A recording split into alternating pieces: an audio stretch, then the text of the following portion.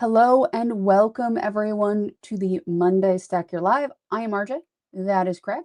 Craig, how are you this fine Monday evening? I'm doing really, really well. It's been a great weekend. It somehow dropped 50 degrees, but we didn't get blown off the map. So, good times. Yeah, I think it was 22 today. The feels like temperature was like 22 in upstate New York today. It was not it was not warm. I don't think Mother Nature was aware it was spring, is what I'm going with. It was 86 degrees yesterday, and the high today was 31. Yeah, I'm okay with spring taking a little bit of a warm up period, but I would appreciate looking at my weather app and seeing like a 5 as a first number. Like, give me something in the 50s. That's all. I'm not asking for like 70s right now. I'm asking for 50s, maybe 60s. That's all I'm asking for. I Apparently, would settle for a 40, anything at this point. But more importantly, I would prefer it to either just be cold or just be hot, one or the other. Right now, it's like that Charlie Brown week of weather. Not really a fan. yeah, I consistency would be nice. I definitely think consistency would be nice. Um, And you know what is consistent apparently around the United States right now is TSA wait times. They are consistently long. Um, so you and I, make sort of a attempt to figure out a topic. I give you some ideas. I'm like, hey, what do you want to do? We can talk about this. We can talk about that. And you're like, we're talking about the TSA. And I'm like, that is a genius idea. So, Craig, why don't you explain to the people what we're talking about outside of just TSA in general, and we'll kick it off. Absolutely. So today, folks, we are doing a little bit of a mix. So hello. We are doing a combination of how do you get through TSA? How do you survive TSA?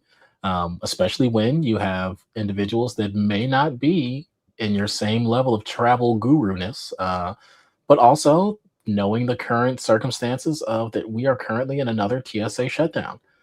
We won't Mhm. hop too deeply into the background there, but we will hop into some of the more direct impact things that you have going on as a traveler and how that might impact you. So, RJ, just kicking things off, how do you travel with somebody, say a blended group of people, or actually, do you have anybody in your family or friends or people that you travel with that don't Mhm. have TSA pre-check, Delta status, Delta Sky Club access? How does that work for you? So, so I do travel. One of my parents has TSA, one doesn't, um, which is a thing. And I've tried, y'all. I've tried. Um, I can only try so hard. Um, 80s is a little bit warm for me, just a little bit. Um, so I luckily we fly out of a regional airport, right? So TSA is usually within like 3 minutes of us getting through at the same time, right? Like my mom and I will go through, my stepdad will join us um afterwards, and then it's usually pretty easy. Um I still abide by at least 90 minutes before boarding, versus 90 minutes before takeoff, because that gives me the ability to do it, and I have that buffer in, right? Like, because I'm in first class, I usually have a good half an hour, 40-minute buffer if I go by my boarding time versus going by when the flight is set to take off. So it gives me a good buffer. As far as how we do it, I mean, again, regional airports are pretty universally the same thing as far as like it's small. Like we went through the one in Panama City. There's an airport just out of Panama City.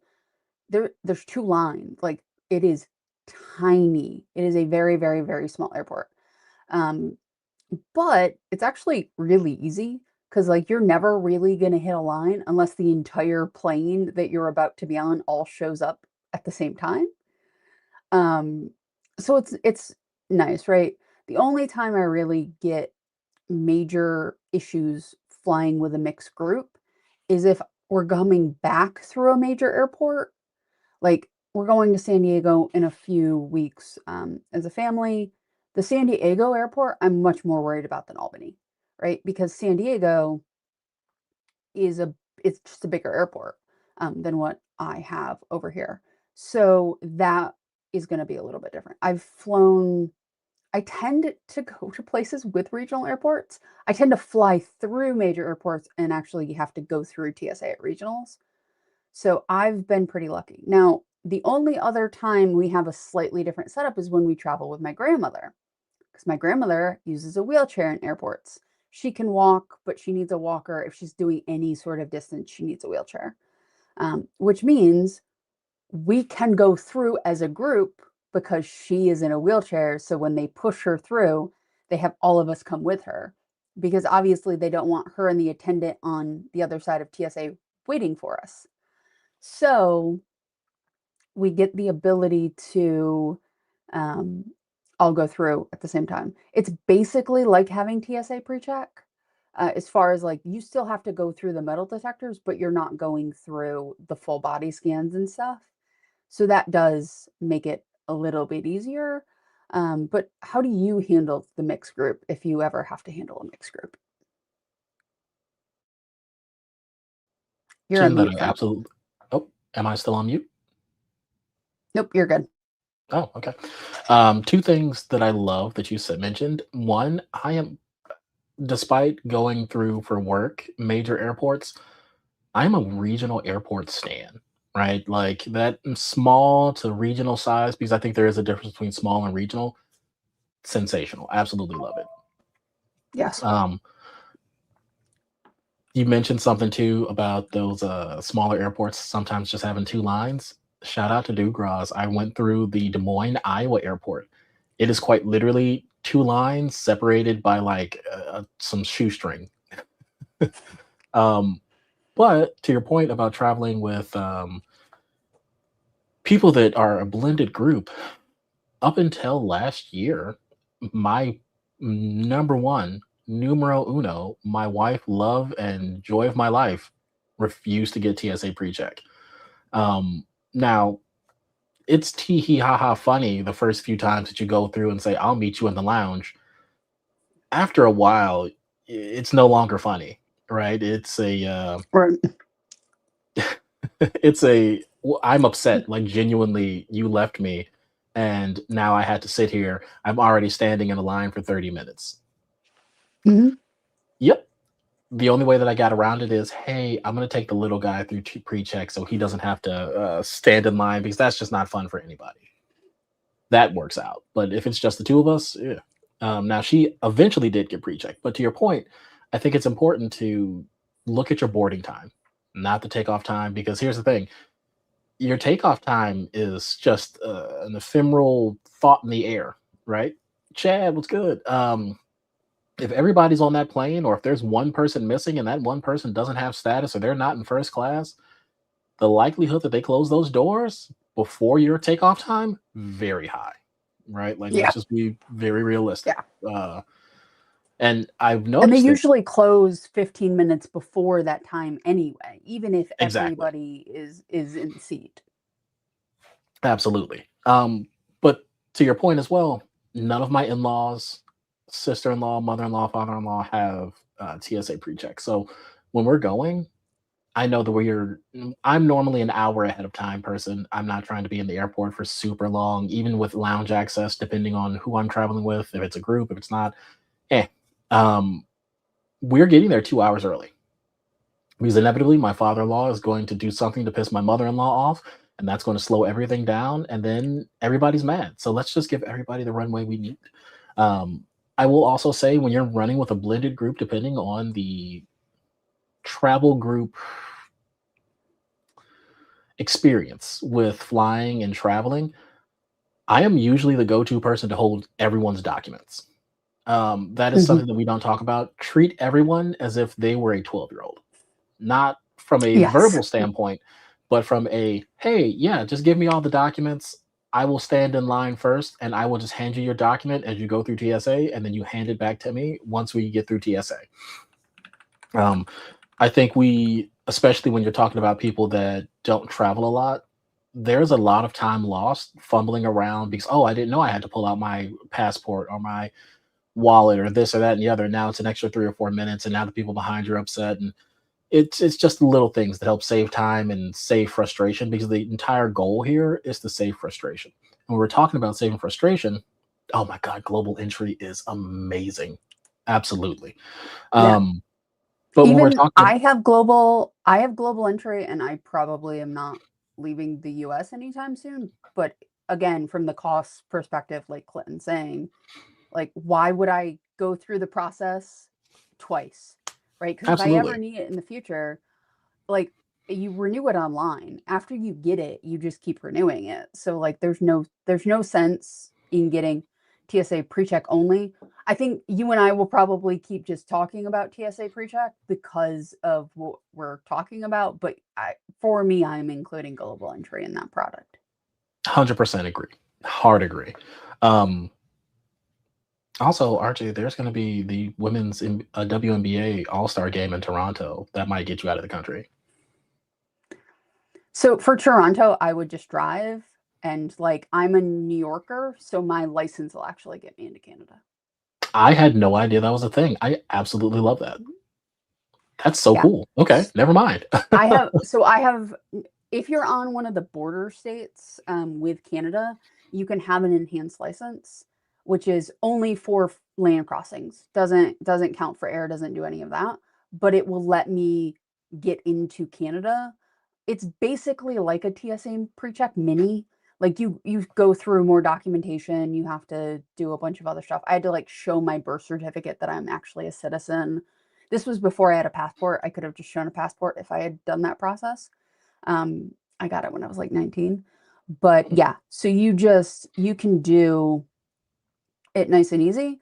I'm also like 2 hours, a little bit less to Canada from where I live. So for me, like if I was gonna go somewhere, it would be Canada. Um, and be like, can I just stay here, please? Though I am above or I am below the French part, so they might be like, no. I have a very strong vendetta against the French in general, but that is a conversation for a different point. Um, but back to this original point, It for it those of is, you yes. that don't know, since February 16th, TSA has been operating on a reduced or non-funding budget, and because of that, the first few weeks, as we did before. Oh wait, anyone use it? I have, yes, I do I've use used that. it once. I've used it once. The only place I have ever seen it is Denver, and I used it and it was fine. I'm So, so sorry. uh, oh no. Actually, really, really fantastic. Flagship Lounge isn't quite as nice as the LAX flagship or the ORD, but much better than like any other AA lounge that you're going to visit. It's truly 10 out of 10 would recommend. But I was going to say, I have a lot of congestion. The drop in 50-degree temperature has led to a pressure change, and my face is exploding. Um, but no, what I was going to say It's is, okay. without funding since February 16th, and that has led Mhm. now to where we are seeing 400 TSA agents have resigned, and those have been in major U.S. cities. So you're looking at your IAH, IDD, not IDD, IHD, New York JFK, as well as ORD have been the heaviest hit. You'll look on your websites, and me and RJ were just talking about this in the pre-show, that most websites and apps are still showing normal wait times. I just realized, RJ, and if you look at the actual TSA website, they'll tell you this website is not actively managed anymore. Yeah. And I just realized that, oh, you aren't updating this. You're just giving us previous old information. So Mhm. everything that we just talked about, to depending on where you are, you might just have to throw that out the window because you might be looking at a 3 or 4 hour wait time. RJ's favorite airport in S- the entire world, ATL, I like Atlanta from the inside. I have never Fair enough. gone to Atlanta as a person getting on a plane in Atlanta. I've only flown through Atlanta. If you fly through Atlanta, I think it's one of the best airports. If you have to go through TSA at Atlanta, may God have mercy on your soul. One of my best friends in the whole wide world, Fred, he lives in Atlanta right now. Well, Bankhead, same thing. It's Atlanta. Um, I absolutely hate going to visit him because every time, like, to your point, it's wonderful once you get past TSA. Truly, some of the best Delta lounges I've ever seen, and that Mhm. Amex lounge, sensational. But Yeah. TSA there, even in normal times, not great. But there's a story on MSNBC, 3 hours 47 minutes ATL. That just Mhm. sounds like absolute dread. I can't there's few things that I hate more than being close to people that I don't know and waiting in lines. And waiting in lines close to people I don't know that are probably coughing on me without covering their mouths sounds like a living hell. Yeah, and I'm looking at San Diego just because I'm going at the very, very end of April. And it seems like, and this is, logic, right? The mornings and the mid afternoons are a nightmare. Um, and then, yeah, when Atlanta is staffed, it's not bad, especially if you have pre-check and clear. Um, But the problem is, right, like, you're not gonna know.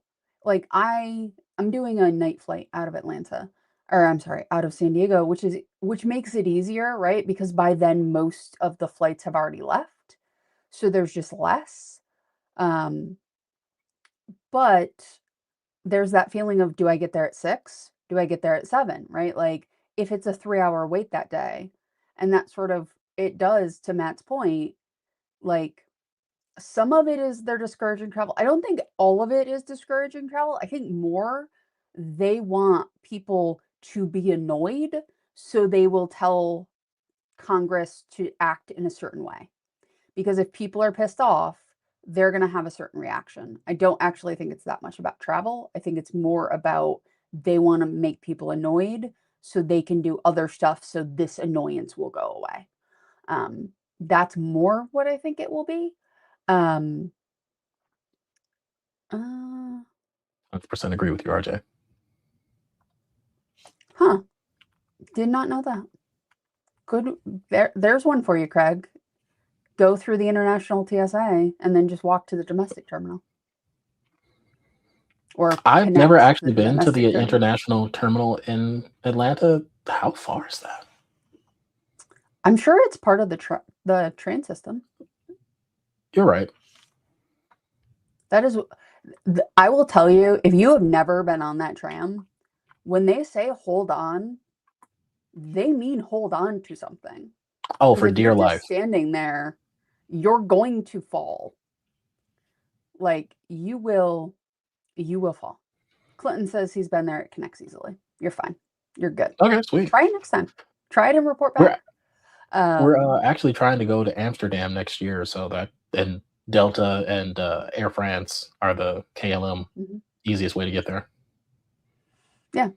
Um, I do think shuttle bus.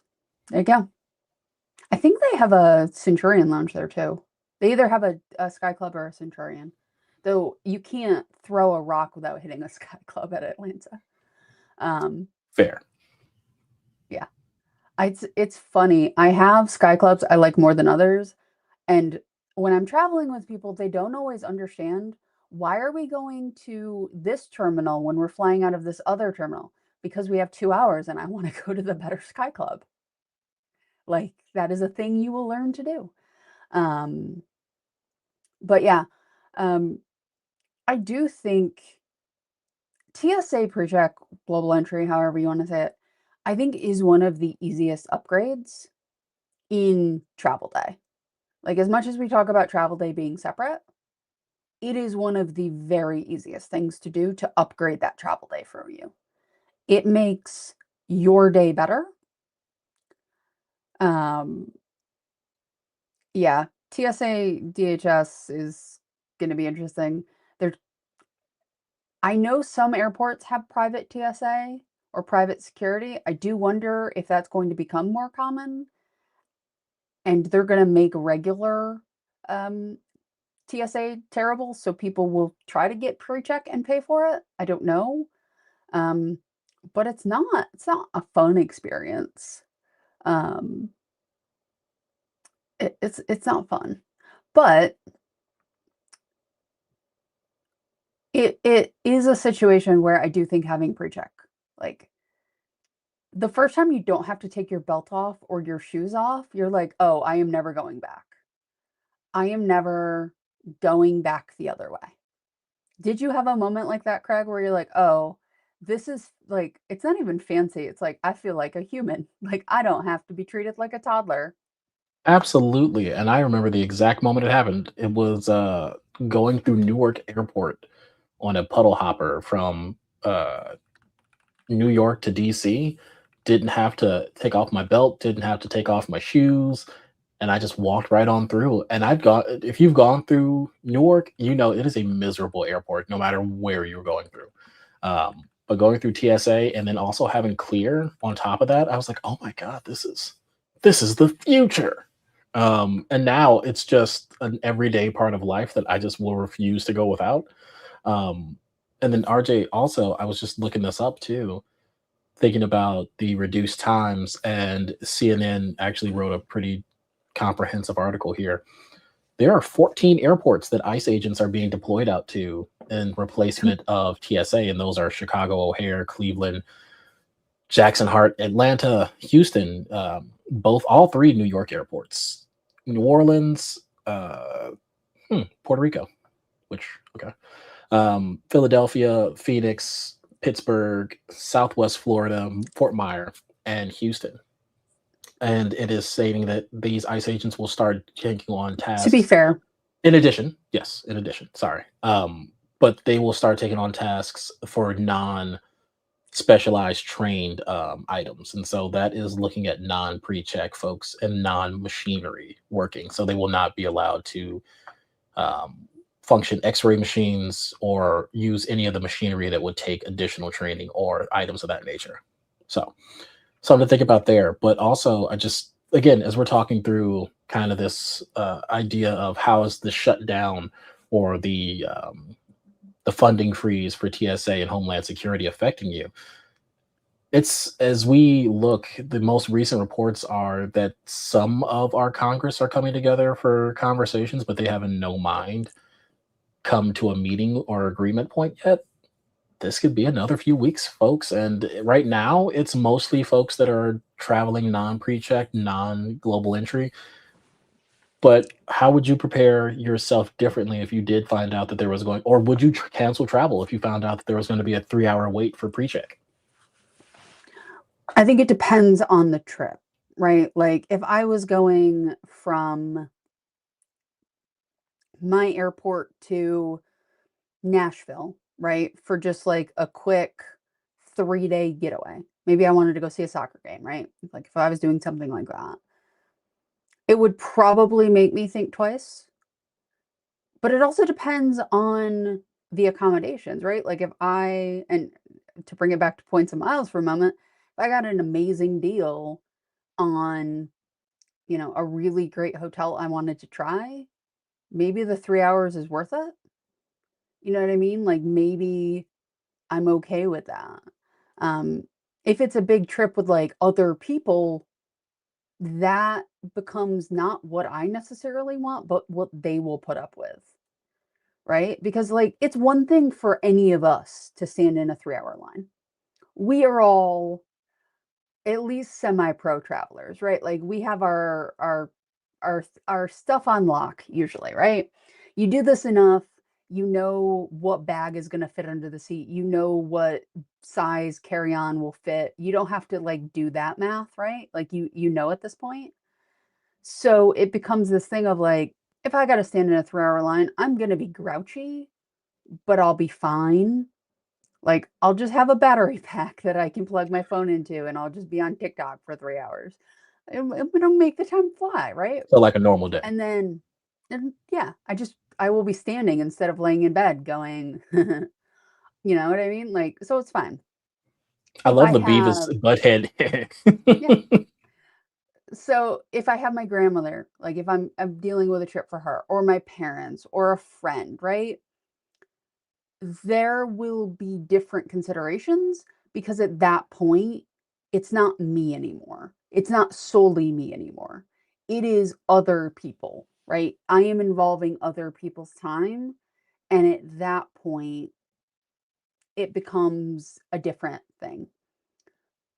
So they did this and then they very, very quickly undid it because business people were affected. And the businesses sort of were like, yeah, maybe we don't do this.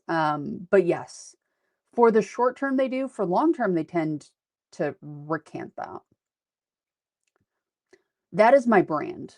That's the grouchy but fine. I think it might actually be my brand more than Matt's. I actually had this question, and I don't know, Keith.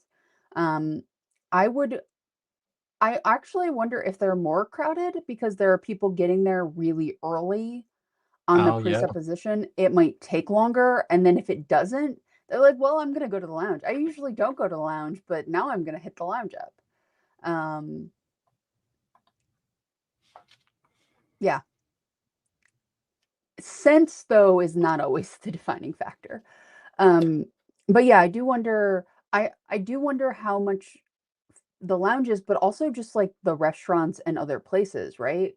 Like if they start getting slammed, that creates down chain effects because if you have a 2-hour wait to get into your TGI Fridays at the airport, like that becomes an issue, right? Like it all starts to make the airport less of an experience that the airport wants. Because yeah, they want a lot of people, but they want those people basically moving. Um, Yeah, I do think that people are getting there early. If there's not as much of a line, they're just hitting up the lounges. Versus the people who got there 45 minutes before, got through TSA in 10, just went to the gate. So I have a feeling that's going to be pretty common. Um, I will say, or I will ask you, Craig, how happy are you not to have last year's travel this year during this? Oh, you have no idea. So at this point last year, I actually looked it up on my Flightly app. As of March 23rd, 2025, I had already taken 34 flights for work. That didn't even include any personal travel, just 34 flights. And I'm just beat down. Last year I was on pace to break 130 flights, based on the pace that I was going when I got my new job in June. So by the end of year, or by the time I get my new job last year in June, I was at 74 or 77 flights. So yeah, just think about that. 77 flights in 6 months. I was just not a happy camper. I could not fathom waiting an additional 3 hours in line or an hour to get into a lounge. That just sounds absolutely horrid. But there's something that you brought up that I think is really important. Two things, actually. One, you talked about the value of a trip and a redemption, and I knew that wasn't RJ. RJ would never talk about that. So who are you? Um, second thing is the people you travel with. I will say this: I have a young child and soon to be two tiny humans. There's Hmm. absolutely no way, not a single chance of a snowball in hell, that I'm getting in line for 3 hours with a 3-year-old and a newborn. Just not gonna happen. No, Nope. I don't care where we're going. Oh, I have to go to my grandma's funeral again, I will send flowers. Um, if I can't drive You're it, it's just from not happening. You're from the Midwest. 9 hours by car is just a Sunday afternoon drive. Exactly. I would RJ, I would rather drive 9 hours in a road trip with my son than wait 3 hours online because I can stop on the side of the road and let him run in a field.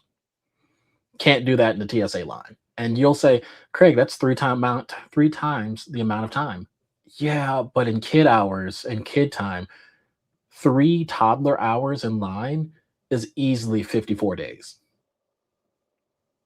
He could also Easily sleep in 54 the days. car. It's much harder to sleep in line when Yep. like that you got those little incremental movements and people are like it's different. Like a car is much more conducive. Also, my son has not learned stranger danger, and so he wants to talk to everybody. Please, bud, dad is just 3 steps away from being agoraphobic. Stop talking to this random stranger that has a weird snotty nose despite being an adult. I don't have the time for this.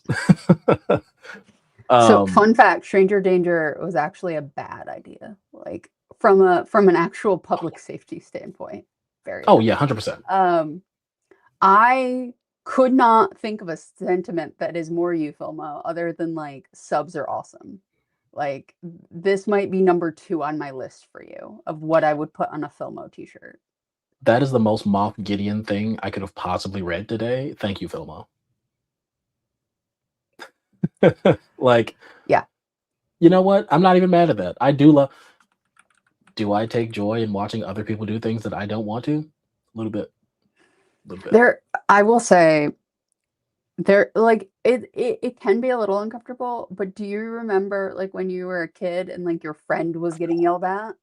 Like Oh yeah, you didn't do the thing, they're the one who got yelled at. So like you just got to sit there and you do the thing where you like put your hand like here and like, nod a little bit, try not to get that ire thrown on you. I oh loved yeah. that. Like if I wasn't the kid being yelled at, it was great.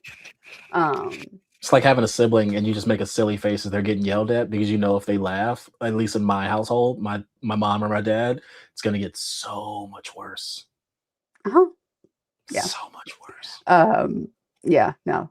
I do like I do think this is going to be very, very interesting because even if things get resolved, right? They, funding for whatever happens. Um, I do wonder as the World Cup comes up and then in 2 years, the Olympics, how is sort of the ability to weaponize TSA in a fight? Whatever side you're on, I don't think anybody would disagree that they're being used as a political football, regardless of what side you're on. That becomes really hard for travel, right? Like that becomes a thing where like if I'm from out of the US and I wanted to go to the World Cup because maybe this is my only chance to see a World Cup. This becomes a really difficult thing if you're Canadian, if you're from Mexico, if you're from the Caribbean, like all of those places that are close enough to the US that going to a World Cup here, much less Europe and Asia and Africa, but like the chances are those places will get their own World Cup soon enough, right? Like if you're from the Americas and the US was hosting this, um, this might have been your chance to go. This has to be like a double kick in the teeth, right? Like, because A, you're dealing with a security force that is not yours, right? Like, these are not the people that you're used to dealing with in airports. And B, they're making it egregiously difficult. And you don't know how any of this is going to work by the time you get there. Well, not just that, and I think too, as we have that conversation, um, it becomes a topic of what does that mean for our commerce? Because you mentioned this earlier, it was the Applebee's conversation, but what happens when it's the Olympics or when it's the World Cup or when it's anything, insert blank, insert blank, insert blank. What does it mean to say, hey, we had a 30% lower attendance rate because we didn't have people that could get there, right? And then is it a failure? How does that affect local economies? Because prime example, the LA Olympics, you know, granted, I'm going to knock on wood here and say that all TSA problems will be fixed by the LA Olympics because I want to go to the LA Olympics in 2028. But Fair. uh, um, you know, what happens when you say, "Hey, yeah, we had 30 or 40% of people miss the events that they were coming to because they couldn't get through the airports?" Right? Like, is that something that you hold up against people? I think you're onto something when we're talking about like what are the overarching larger effects and implications because it's not just the one time now because I do not have the figures, but I would love to find these. I need to do a little bit more research, but I'm wondering how many TSA agents left and were not rehired during that first wave of shutdowns, and what does that Mhm. number look like now? We were already wildly understaffed, about 22% for TSA agents in 2024, 2023. Um, so I can only imagine that this exasperates the issue, right? And question. So it's going to be the big ones. Like, I think any of the bigger airports that you're thinking of, simply because a larger ship is harder to turn, right? Yep. Like, it is much harder to turn a bigger ship, which means it's a harder thing to get more people through. So, Atlanta, LAX, even, even Philly size can be difficult depending on what you're doing. Um, I mean, here's the thing. Like, should they? No. Will they? If this is your one shot to see your country play in a World Cup or an Olympics, like that is really hard to tell people don't do it, right? Should be and is tends to be the problem, Clinton. There's a lot of things that should be. Um, but yeah. Um, the Olympics will be interesting. We'll see how it plays out. Um, yes, I agree. And FIFA makes a lot of things look less corrupt simply by existing as it is. But if you're, if you're a fan of a country or you're, a, a Mexican and your country is doing particularly well going in, or Costa Rican or whoever, right? And your country is playing in a World Cup or the Olympics or whatever, it is really difficult to say, I don't want to go to a thing if you have the ability to go to it, even if it's going to be a pain in the ass. Like, that is really hard, right? Like, I don't particularly want to go to the men's World Cup because I don't particularly watch a lot of men's soccer. But, like, if I got tickets to the women's World Cup and like could go, right? And I'm like, yeah, totally gonna go to this thing. It would be really hard to be like, I'm going to decide not to because I don't like what the US is doing right now. Like I might have a longer TSA line. Like I think there are some things, right? Like if you're of certain groups coming into the US, like if you're from one of the countries that this country has had a beef with right now, probably coming here is just genuinely a bad idea for your own safety, right? But if it's something where you do travel, going to the US or going to the Olympics or the World Cup, like it's really hard to take a stand on that. I'm not saying you shouldn't, I'm not saying you should. I'm saying it's difficult. Well, and I'll say this, I think too, I wasn't digging too deeply into the kind of more back end of that there, but like from a logistical standpoint, you know, you or I, if let's say we're going to the 2028 Winter Olympics in Utah, but we get stuck in Denver and we miss our flights because of TSA, you or I can go and rent a car, right? And we can go on Mhm. about our way. Um, Despite us having many ways to get international driver's licenses through various different ways, the US is actually very much so not reciprocal to many countries for driver's licenses. Driver's light. What is the plural of driver's license? Driver's licenses. Is it? Okay, that just sounded wrong in my mind. But like, it's not necessarily a reciprocal process. So, if, for example, let's say you're Paraguay and you're going and you miss your flight in Denver. Denver to Salt Lake City is only like a 6 hour drive. Like I say that as a Midwesterner, and that's light work, right? Like I'll just go and then I'll get my car on the round. I'll catch it on the way back. But if I'm just some international person that came in and I don't know if I have a guarantee to be able to make my flight through no fault of my own, well, I'm just SOL now. You know what I mean? So like there are other implications too. both within safety, but also within like your ability to actually move freely within confines of where you're going, not from only a legality standpoint, but also from just logistical, like, hey, what else am I doing? How else am I preparing for this trip? I can tell you if I got to London and I missed my flight to France, not a big deal. Hop on a ferry. But if I miss my flight to like Finland, oh, I'm SOL now. What do I do? Yeah. Also, the US is probably going to host the Women's World Cup in 31. Oh. Um, that I will probably go to. Um, but it becomes this thing of like there's a lot that are going to be worked through. To this point, like it's not about being pessimistic. It's about looking at what is happening and seeing that pattern be something that has been repeated. Like TSA is becoming a football because it's something people have to interact with. And if you make that thing frustrating, people aren't going to care what else is attached to it. They're just going to want the frustrating thing to go away.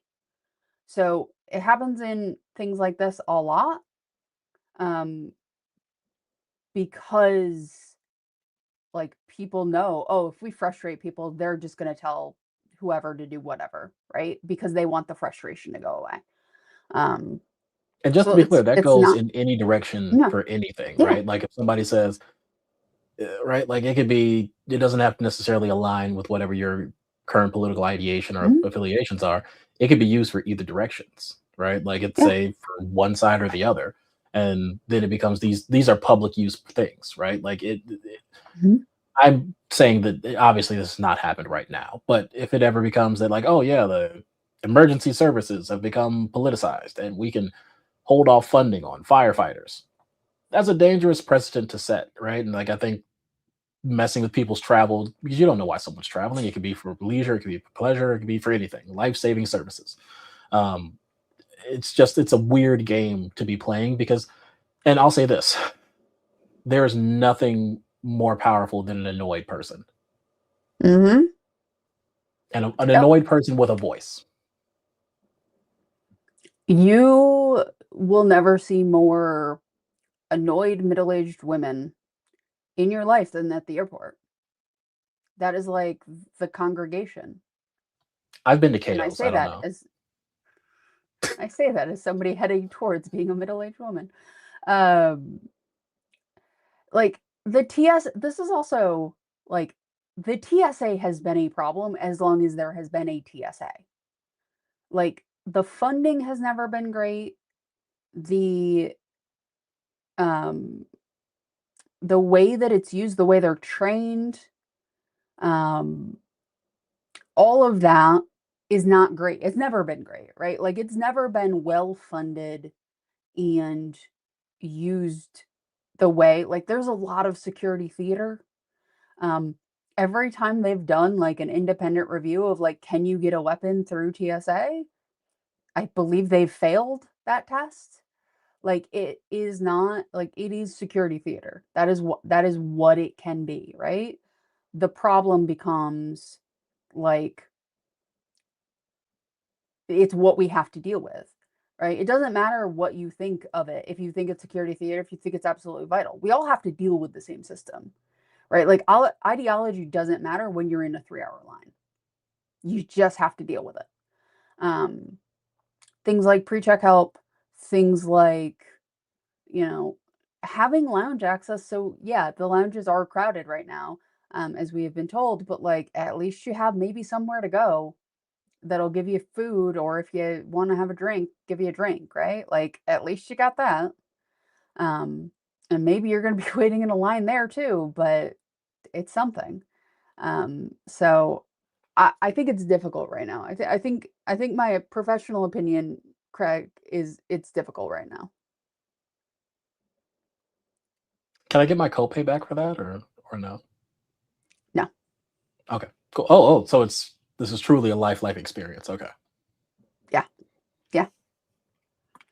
Um, but we appreciate you guys sticking with us. We're at about 45 minutes. As I said, I will cut anything off at the 60-minute mark, even if somebody's in the middle of a sentence. So we're gonna head towards the wind down so we have enough time to do so. Um, any final thoughts So the old joke that every card gives you TSA pre-check, like any card with an annual fee gives you TSA pre-check.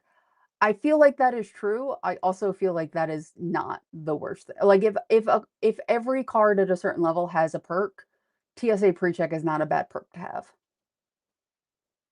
No, and I'll say this: I think every single person should have TSA pre-check, right? I know that they will not because it's an arduous process if you don't know the ins and outs and what to expect or how to get those interviews. But what I will say is, for those of us in this community, if you don't have TSA pre-check, I will have Matt haunt you at night in your dreams, and also do better. Make the people that you travel with do better.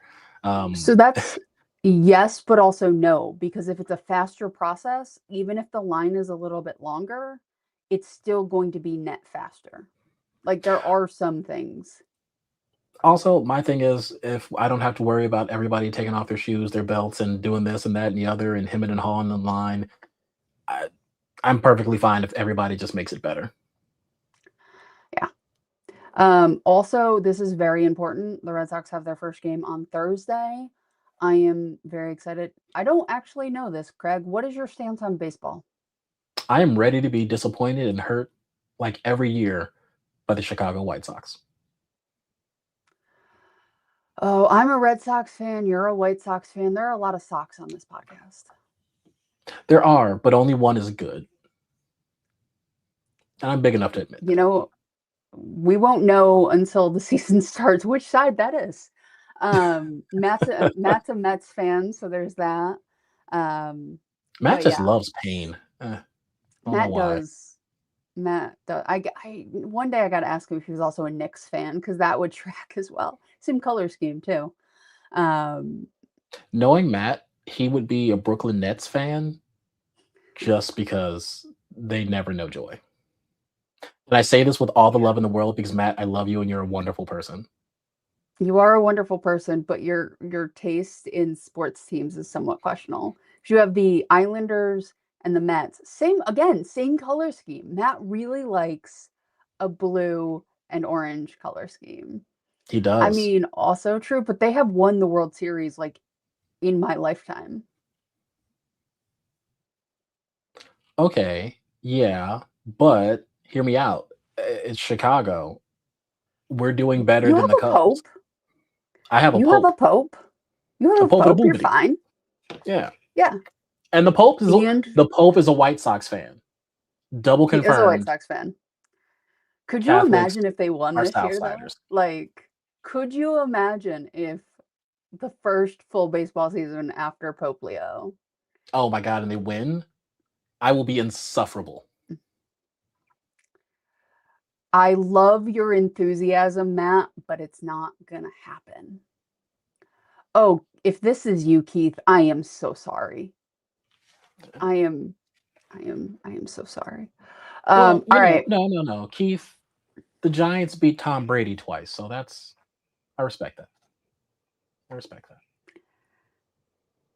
Matt, are you gonna be okay? Also, Filmo, Matt is a wonderful person. He's just also a raccoon. He's three raccoons in a coat or a onesie.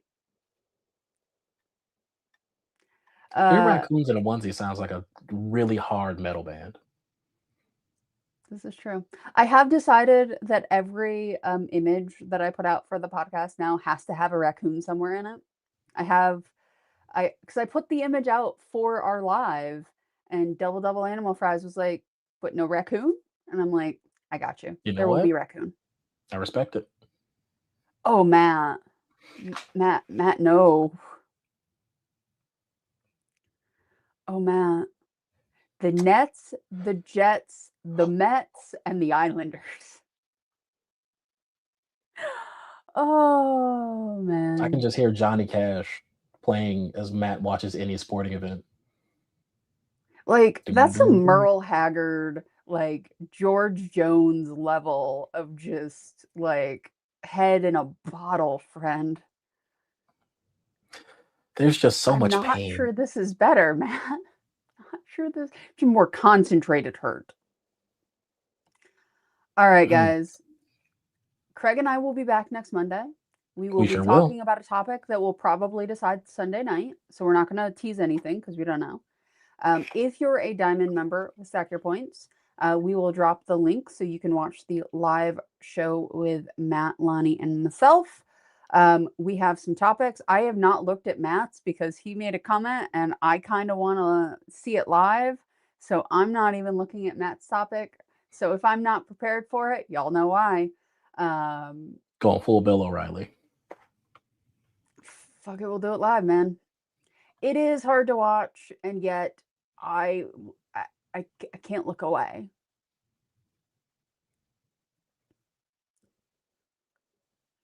Yeah, that is rough.